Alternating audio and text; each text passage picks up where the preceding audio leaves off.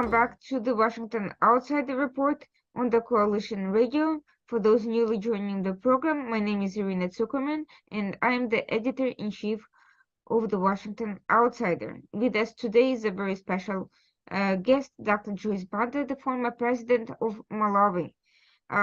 She's been visiting the United States and attending the National Prayer Breakfast. There's been a lot going on concerning Africa-related issues, and we are here to discuss some of them, some of the issues affecting African countries, the crisis that the impact of the global crisis on local issues, and the ways to confront them.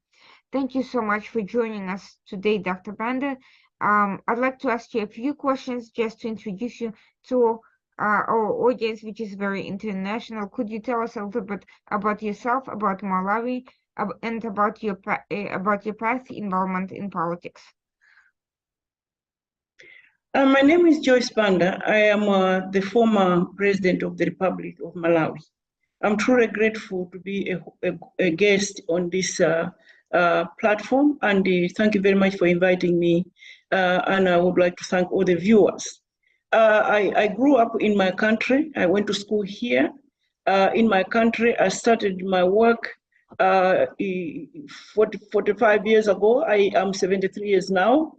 But I started out, I did a lot of my work in the private sector and on the development platform, mobilizing women in my country, believing that economic empowerment of women is key to social and political empowerment. So by 1997, I had grown the organization that I founded to 50,000 rural women, providing microfinance, having been trained by Muhammad Yunus at Grameen Bank. That development work and my own businesses led me to become very popular among my fellow women. But I had spent 10 years in an abusive marriage. And when I walked out of that marriage in 1981, I decided that I would never stand by and watch another woman be abused if I can help it. And that's when I discovered that when women are economically empowered, they have the strength and the ability to make decisions about their own situation and their own destiny. I've also been fortunate that most of the things that I have championed have originated from my own personal experience. At 13 years old, I watched a good friend of mine who was rural-based drop out of school because the family could not raise £6, $6, 10 shillings that we needed to pay to continue with education. She dropped out. She was brighter than me.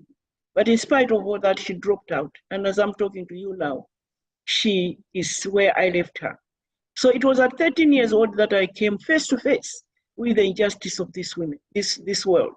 It was at 13 when I realized that it is a sin to be a woman in a situation like ours, where patriarchy is very strong, and therefore women don't have the opportunity to go to school.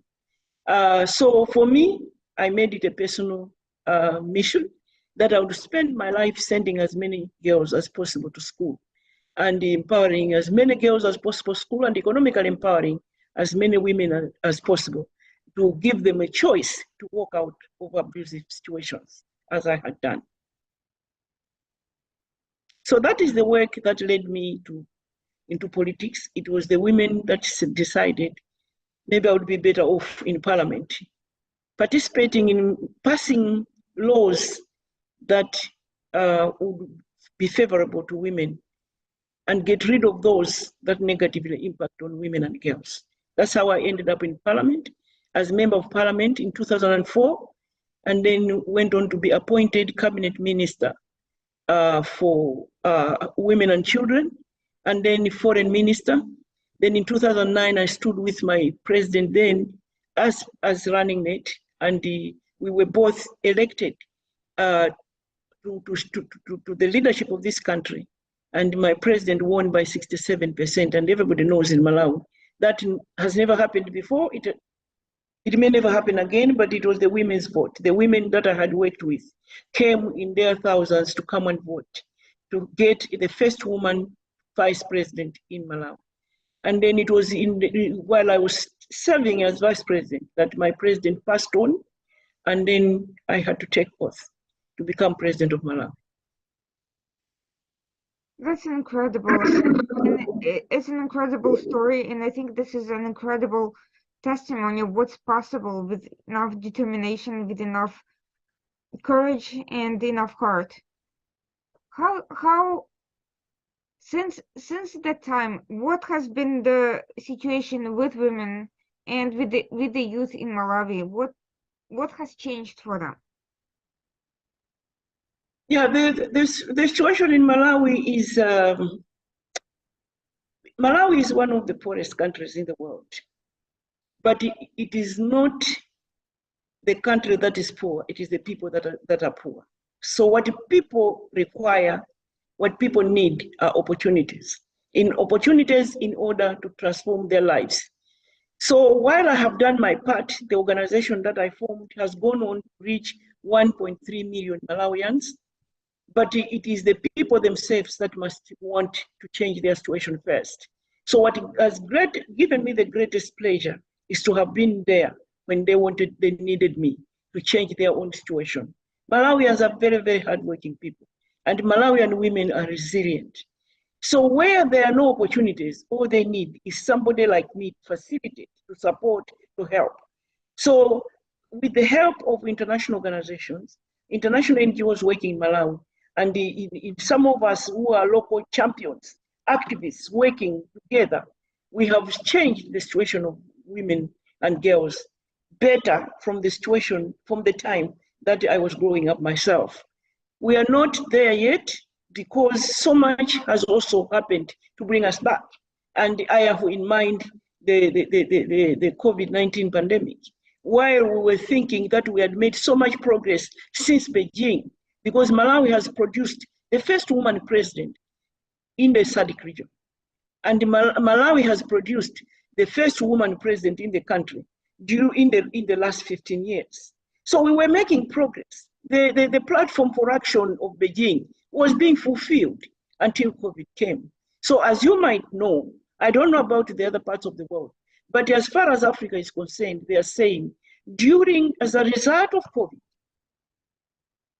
gender-based violence worsened, poverty worsened, child marriages worsened, teen pregnancies worsened. So the teen pregnancies and child marriages forced girls to drop out of school. So while we had made progress in sending as many girls as possible to school, according to UNESCO in 2020, they said that 9 million girls had dropped out of school. So as I'm speaking to you now, already 135 million women globally are not going to school. In fact, I'm told that number is higher. But as far as South Africa is concerned, 41 million girls are not in school. And that is the tragedy. That is the fight we have. So what saddens us is that while we were counting our gains and looking at the progress we were making to send as many girls as possible to school, a lot dropped out during COVID. What I don't understand is how the domestic violence gets worse when both man and woman are under lockdown. But that's the reality. Domestic violence also worsened, gender-based violence. So while we made a lot of progress, for me, in my opinion, COVID brought us back. So the question that I have is that it is also said that during COVID, the 1% of the richest people in the world became richer.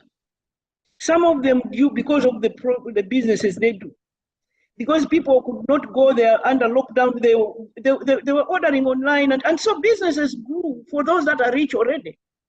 So the question that I've asked, and sometimes I call it an appeal, is to say that if that is indeed the case, is it not a moral obligation for those that became richer to use those extra resources to help the global community rebuild post-COVID recovery, to help countries, to bring back the girls to school, to reduce poverty even further? to fight corruption and to fight poverty and to fight gender-based violence? Is it not possible? This question nobody answers me, and I think because I say it in situations like that we are having now in an interview, I don't know who I'm talking to, but I just know that I'm concerned. I'm concerned that so much can be done, that there's no fairness in the world, that those that are suffering continue to suffer and the situation gets worse, but then there are those with too much that they get more.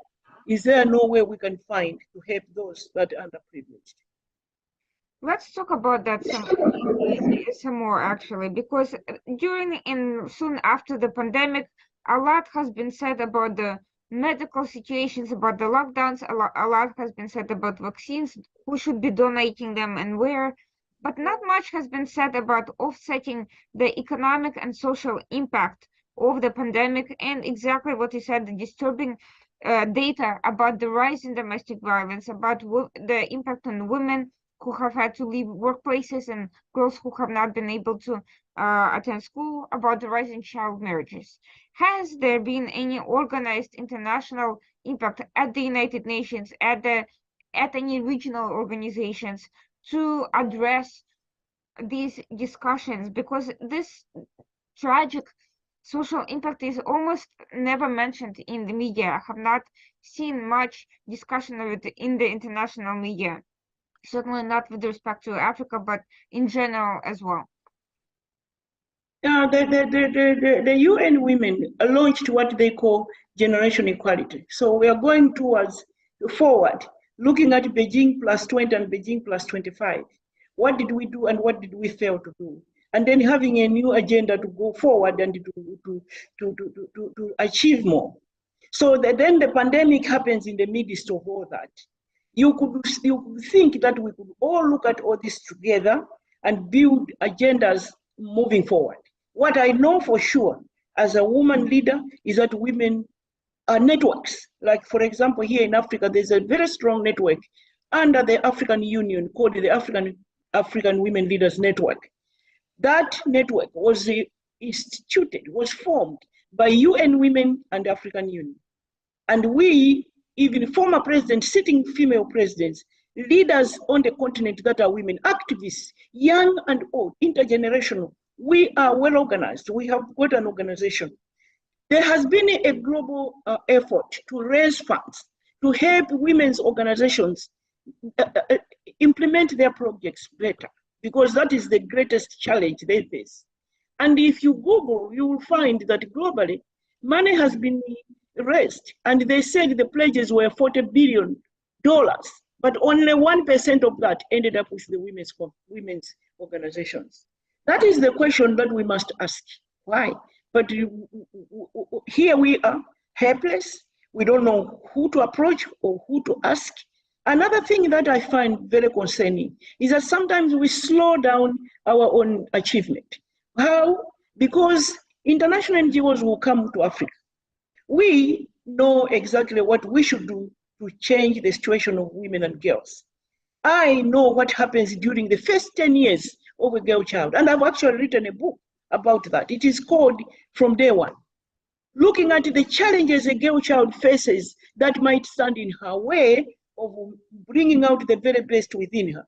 But what happens? We get no support until this girl child is 13. Then international bodies come and tell us, oh, let's focus on the adolescent girl child. Let's give support to this adolescent girl child. Let us support her to go to school and so on. Yes, those are good causes, but in my opinion, as an African leader, it's too late. Why am I saying this? I'm saying this because I feel that efforts, good efforts, go to waste.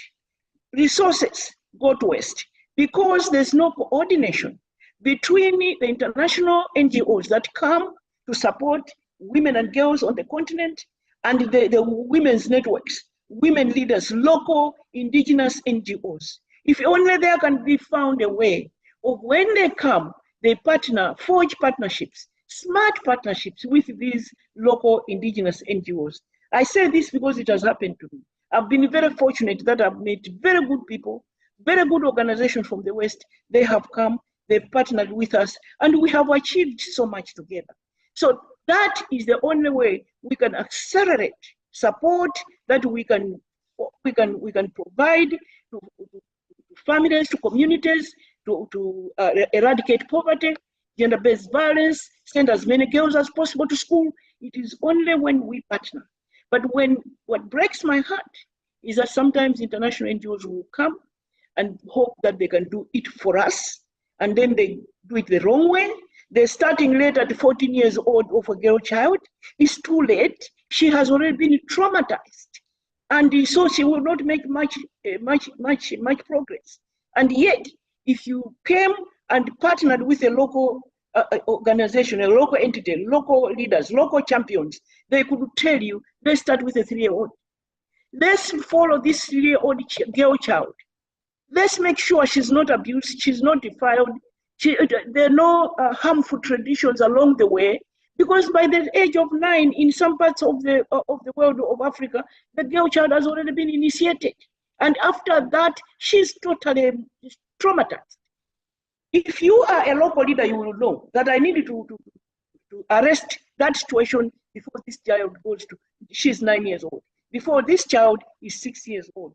My appeal is that the West and the East, the North and the South will achieve more in as far as humanity is concerned, in mitigating the challenge, the negative impact of COVID and other traditions by forging smart partnerships. My understanding that just recently some of the countries, such as Egypt, launched campaigns against sexual harassment, against FGM procedures for young children. How widespread has this been? Is it actually isolated to 1 or 2 countries, or is it more of a regional effort? No, that is the tragedy. That is why we have the African Women Leaders Network, because we are trying now to approach those challenges you talk about, those harmful traditions, the patriarchy in our societies, collectively. And we have, this organization is intergenerational. There's my age group with our own strong committee, and then there's the younger leaders who have also got their committee. And because I believe that what we faced growing up, the challenges that we faced growing up must not be faced by the younger generation. The younger generation should be able to stand on our shoulders. And we are obliged to support younger women. And the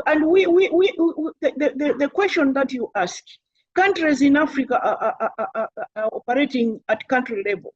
So you find a country like Egypt, they will ban FGM, and you go to a country like Ghana, they will ban what they call trokosh, where a 6-year-old girl, when a man wrongs their community, they give a girl child, a 6-year-old, who is then offered to the high priest, and then they get married there, and they go on, and they don't come back. By 17, she has babies, and so on.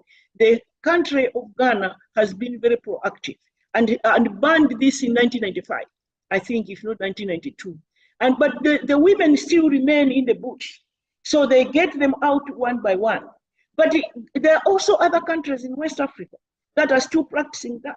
So the only way to make sure that we abolish these traditions completely is by coming together, by mobilizing ourselves in an organization like the network that I'm talking about, under the leadership of our leaders at the African Union. So we are making progress. There's still work to do. It's work in progress.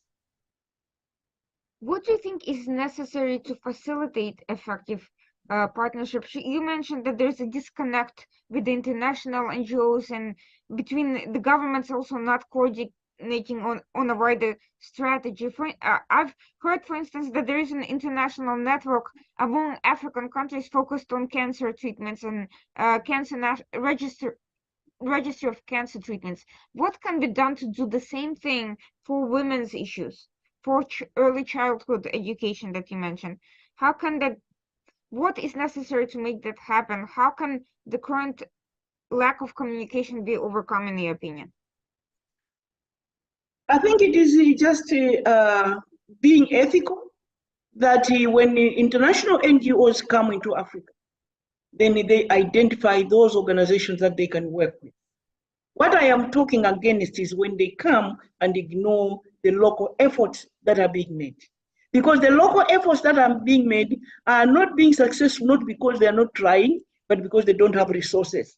I have found very powerful, beautiful results come out of partnerships where the local NGO didn't have resources, the international NGOs had the resources, but the local NGO had the knowledge on what to do.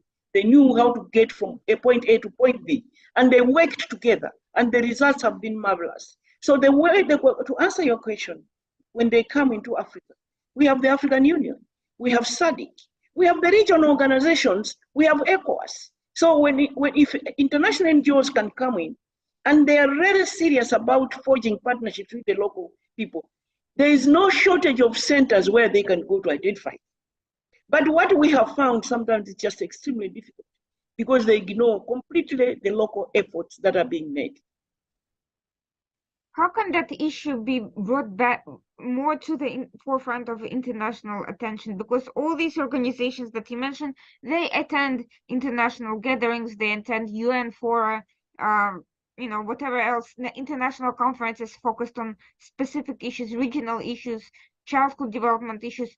But that message that you're telling me, and that I've heard from many people around the world, by the way, in the Middle East, in Latin America, everywhere where there are development issues and concerns, the same mentality, because the same people are usually involved. How can this be brought forth, and how can I'm not afraid to use the word exploitation of development issues be brought to an end? I have been advocating for partnerships. And I have been saying that it is possible that some NGOs, local NGOs, cannot be trusted, because that's the excuse that we give. But I'm also saying that an organization that like African Union, SADC, ECOWAS, should be able to say, you want to work in this country, this is an organization you can work with. And there's so many good organizations locally. I have myself founded the Joyce Banda Foundation that is already working with 750,000 women. But we find that every day now smaller groups will come to me because they don't know where to go. So so what I'm saying is, there is no shortage of organizations and good organizations to work with. Is it possible, is it asking for too much, that they come into Africa and forge partnerships with local NGOs? The reason is that, an example is one of my colleagues went into a tradition where they were marrying off 8-year-old, 9-year-old, 10-year-olds. And because she's a Malawian and a Malawian leader, this girl child was able to run to her. I have got numerous women who run to me. But you can imagine an international NGO will just come and have offices in the capital. And this girl child would not even dare to run there because they wouldn't know they can run there, they support there. Now, what the situation I see, and I've seen it over and over again, and very good initiatives coming out of that and good results as well, is where this girl child will run to Joyce Banda Foundation. And then Joyce Banda Foundation will say, but those resources we don't have, but we know Plan International. And then the Joyce Banda Foundation will take this girl child to Plan International. That we have done again and again in the country called Malawi. And that is what I'm hoping, if a lot of that was happening, then we would be able to solve our problems. And unfortunately, even those international NGOs don't have enough adequate resources. So that's when I'm calling upon the richest of the richest, those who have benefited even during COVID. Is it asking for too much to ask them to allocate some of those resources towards post-COVID recovery programs? What happens with the girls who have already been married off at a young age? Can anything be done to help them in those situations? Can those marriages be broken up, and can those children be relocated to a safer place? And Can their financial situations be somehow provided for? Is there a process for that at all? You asked a very good question earlier. You mentioned government. I believe that there must be political will on the part of government to pass the right laws to protect the girl child, but also to laws that would protect the girl child in punishing those that exploit girls. So in countries like Malawi, the law is very clear. No girl child should get married before the age of 18.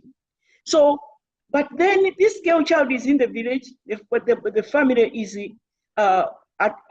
persuaded is to send her off to marriage because of hardships, because of poverty.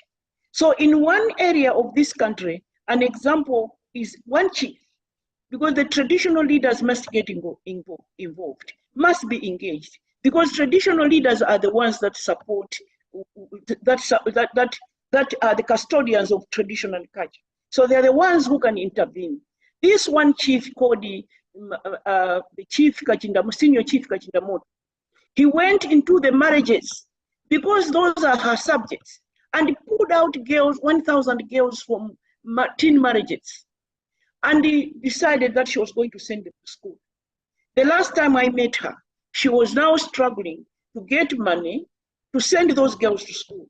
And yet I saw a lot of publications congratulating her globally by reputable international organizations, saying this woman has done this and that, she's a good woman and so on. Yes, but where are the resources to help this woman send those girls to school? So for a while, they stayed at home because the chief has said, and ran back to marriage because they couldn't go to school.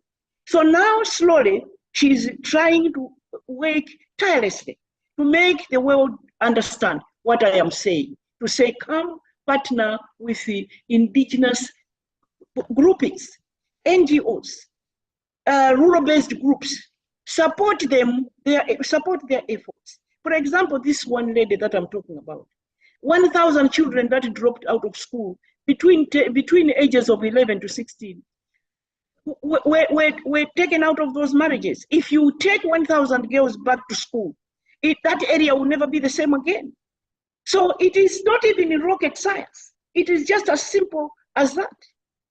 That those international NGOs, they come, they look for Senior Chief Kachindamoto. In their program, they are coming to support girls. But there's here is a rural traditional chief who is progressive, who has pulled 1,000 girls out of marriages. Can they not support this lady to send those girls to school? That's all I'm asking. As you mentioned, additional obstacles to all of this remains poverty, and no doubt that the pandemic itself had a general economic impact, and now we're seeing other crises come to the end. The war in Ukraine, the food shortage, fertilizer shortage. Could you tell us a little bit more about how all of these things impacted African countries in Malawi, and what can be done to overcome these concerns? Yeah, so as for food security, I must confess to you that even I, at this age, and after all the work I've done for 45 years, I didn't realize that a small country of Ukraine fed most of countries in the world. And the war woke us up, and we just realized after they started the war, the impact it was having on countries around the world, particularly developing countries. But what that has taught us, and I in particular, and I'm screaming about that every single day, is that there's so much opportunity for African countries who have the largest arable land in the world to be able to look upon agriculture as key, not only for food security and development, but for them to export and in turn feed the world. So we have drawn lessons from this, but I can tell you that what I'm hearing from Africa now is that everybody is alert, and our governments are alert, and they're trying to find ways of making sure that we don't find ourselves here again. For the time being, people are looking for ways of mitigating and supporting countries that Unfortunately, there's so much drought, especially in the Horn of Africa, that it's not because the people didn't grow or they're lazy, it's because of climate change. So there's so much that needs to happen. And that brings me to the issue of climate change. Because what is painful for us as Africa is that we are paying for sins that we did not commit. So the fact that we are having the impact of climate change, the floods, the tsunamis, and the what do we call it? The weather, the change of the weather pattern, the droughts, the inadequate rain, the too much rain, the floods, all that brought together is affecting Africa. What we are being told is that the climate change, the emissions that did not happen in Africa, they happened somewhere else where there was industrialization. We are just receivers of the negative effect on the other side. What I found, I attended the COP27, and I found that I was highly impressed by the willingness for the global North to work with the global South to correct the situation. That, to me, for Africa, is another huge opportunity. We are here, we need to organize ourselves, we need to make sure that we reinstate our broken down environment, but with the help of the North. And what I am hearing is that the North is prepared to work with the South to restore our environment. We are going to have COP28 this coming year in Abu Dhabi. But me, I've positioned myself to make sure that I am correctly positioned to join the movement to support African nations. One, to have food security, and number two, to restore our environment. With respect to environmental issues, how can we ensure that whatever money is donated actually ends up being not just going where it's supposed to, but towards specific things that can actually address specific needs? Because environment is a huge area, it's a huge topic, there's a lot of ongoing and evolving views. How can that goodwill be channeled towards specific issues that can be helpful to people on the ground now? What types of assessments need to happen for that to be something practicable? Yeah, there are organizations now have gotten together. They have paid a lot of attention to the concerns you are raising. And what has happened, what we learned at the COP27, is that they have mobilized themselves. I'm talking about the Global North. For example, in organizations such as Rockefeller Foundation and Jeff Bezos have formed a joint initiative, and they are looking at countries in Africa, and I think they are calling it GEAP. And so through that, it's an acronym, so I don't know the full meaning, but through that, they are identifying partners on the ground in Africa and working with those to make sure that they support initiatives that are geared towards restoring the environment.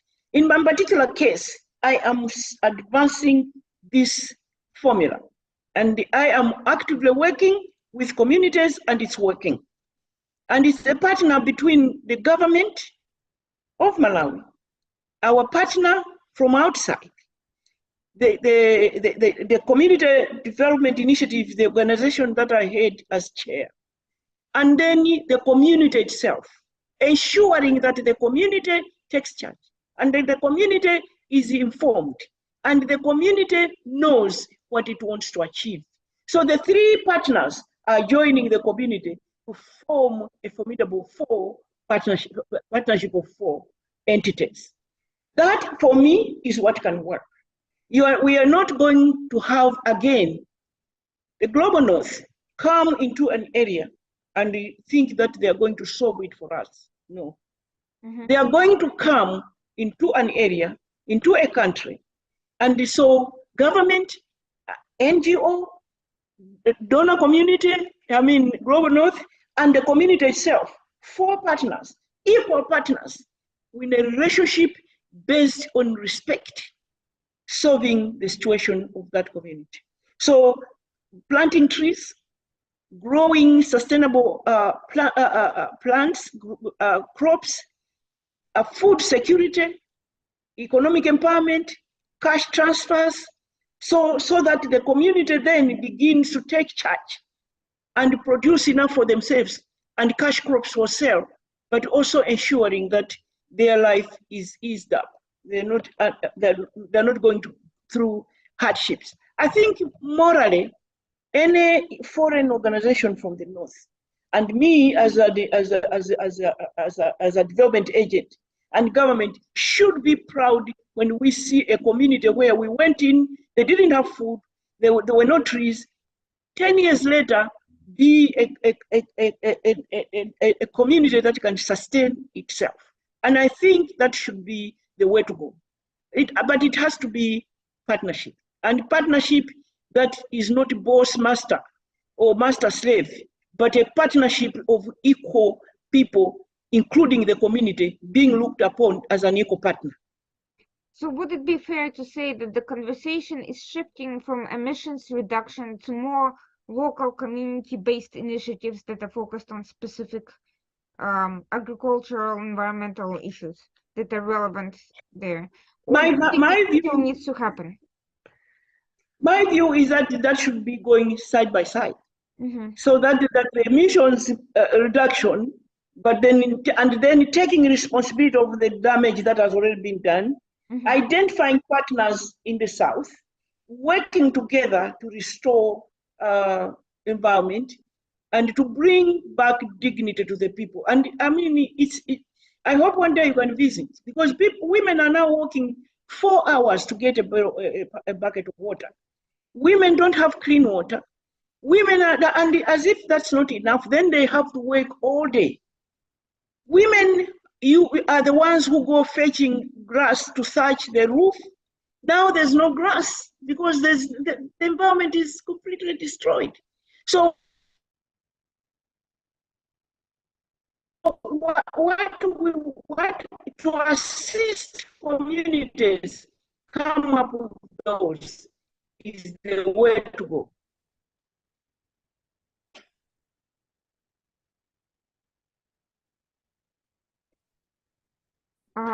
You mentioned sustainability. One important factor here is skill building. How do we teach the skills to make sure that the environment is not mismanaged on a local human level? First of all, that the women have the support that they need, and it's not a one-sided story. And on the other hand, that the environment is not destroyed through corrupt practices, essentially overlogging or just mismanagement, stealing of resources, or issues of local conflict and neighbor conflict over water rights and things like that, that also can impact the management of the environment.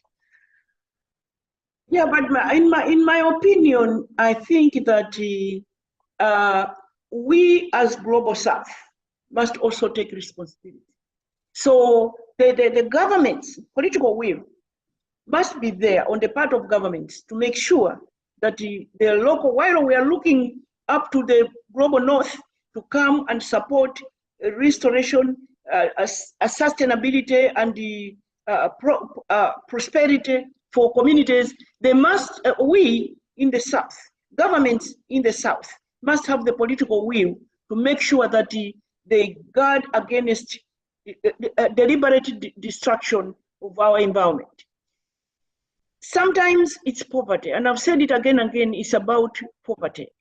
And so if you go in an area where communities are cutting down trees carelessly because they want to burn charcoal, because charcoal brings food to the table, it is wrong for a government to just stop that community from cutting down trees and making charcoal. It is the duty of government, it is the duty of civil NGOs to give that community an alternative if this community is felling trees because they want to sell charcoal, then make sure that you find ways of them cooking, women cooking easier, clean energy is provided, and also help the community to make sure that they have other businesses, other sources of income in order for them to stop felling trees. So while I'm saying the global north has a responsibility to support the global south, get to another level, fight corruption, fight poverty, fight child marriages and teen pregnancies. We in the south have also got a responsibility. We must make sure that we clean up our house. We must make sure that the people are not felling trees carelessly. And how do we do that? Governments must come in and ensure that they are providing alternatives for people not to cut trees, but to do businesses because there are loans that they can get. As for girls to go to school, governments must ensure that they are policing. Communities, families should not say marry off their teenage children for benefit themselves. That is human trafficking. If you push your child into prostitution or marriage because you want to have food on the table, the government must find ways of protecting the girl child. The government, the judges, our judiciary must pass very strict laws for people who abuse our girls. So there's so much we too must do.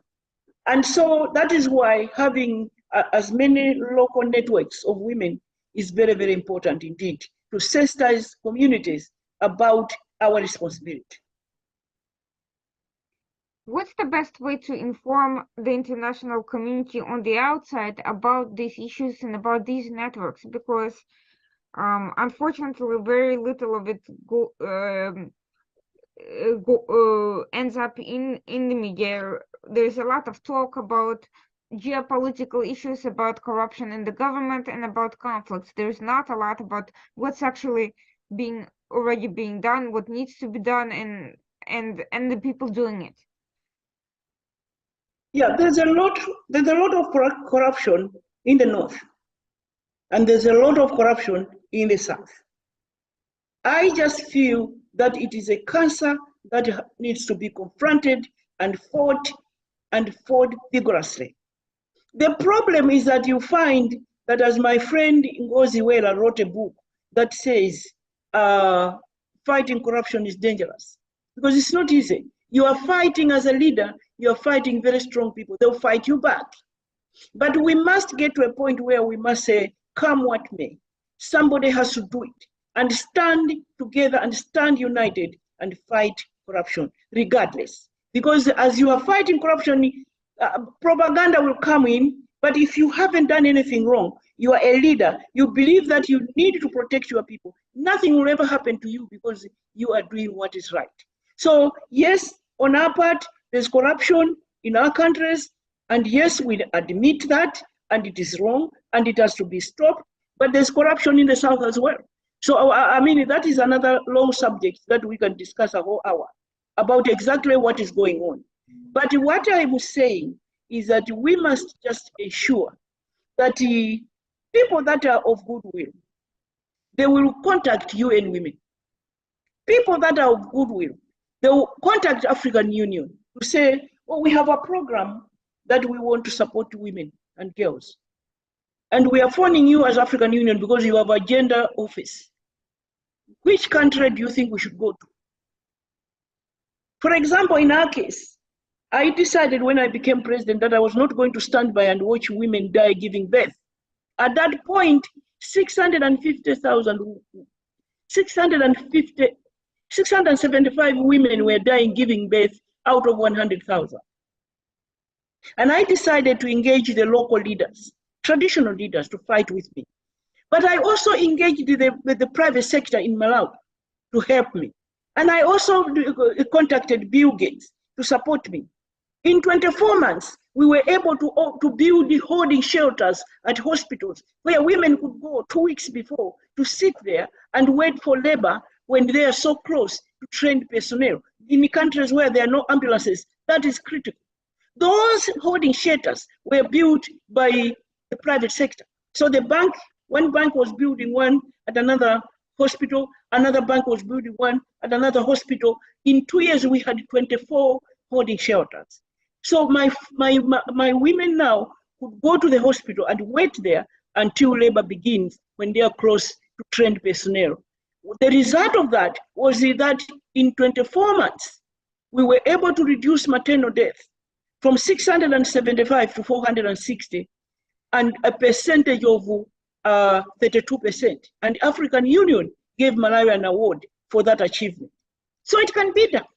It can be done by everybody pulling their resources together and working together.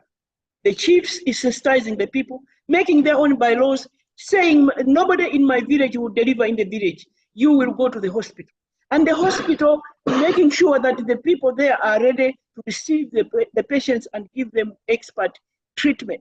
But then the private sector helping a head of state to build holding shelters so people can go and sleep, can go and wait at the hospital to deliver. That's all I'm asking for. I'm asking for everybody to get together and put our resources together to make sure that we improve the lives of women and children on our continent. Another issue that results from all these crises is overall inflation. There's been an energy crisis globally as a result of the war and various other practices, and there's been also a global inflation crisis, concerns about a recession. What has happened as a result of that in Malawi, in Africa? How is this these macroeconomic issues being confronted? What can be done? What needs to happen? Yeah, I'm not in government at all right now. Mm-hmm. But I can just say what I see is that yes, indeed, whether it is the war in Ukraine, but the whole world is under is distressed right now. The economies are broken down, and here in Africa, it's every country. Nobody should say there's a country that is not going through these economic difficulties. So what needs to happen is that, for example, for Malawi, my opinion is that those are outside government, those that are farmers, it could be an opportunity for us to export, because there's so much opportunity to export our goods and bring in the much needed forex into our nations. What needs to happen once again is that there must be political will. That yes, we are going through these difficulties, but there are opportunities, small windows that can be opened for the private sector, particularly those in agriculture, to grow enough for food security, to grow enough to export, and to grow our economies. For example, when I became president, I brought everybody to the lake. We were going through a situation like we are going through now. And we had a 3-day national dialogue on the economy. Out of that, we decided we need to prioritize. We can't do everything. We chose 5 sectors. And by the time it was 2 years, we had grown the economy from 1.4% to 6.2%. So there are small things we can do while we are going through these difficulties. But I'm not in government, so I cannot tell you about what policies government is making here in Malawi, because I'm outside. But I know that there is so much we can do while we are going through this difficult period. There's another issue, which is the fact that international governments, not the NGOs, but governments, major actors trying to play a role in Africa, have had very imperfect policies, all to different degrees. US has been largely absent, and to the extent it's been present, it was mostly on counterterrorism and security issues. China has been building infrastructure, but it's been criticized for getting countries into debt traps. France has been accused of colonial practices and also has been withdrawing, and to the extent it was present at all, it was only on counterterrorism, and etc., etc. So what role has there been any international actor, government actor, that has played anything that's really positive, and if not, what can be what kind of partnerships do you see with governments that are not either exploitative or destructive or completely um, misinformed and fleeting? I'm not in government anymore, so that question I will skip. Mm-hmm. I wouldn't know how to answer that question, as I said. Mm-hmm. Yeah. So do you see most of the coming changes coming from private actors, such as private companies, organizations, NGOs, and individuals?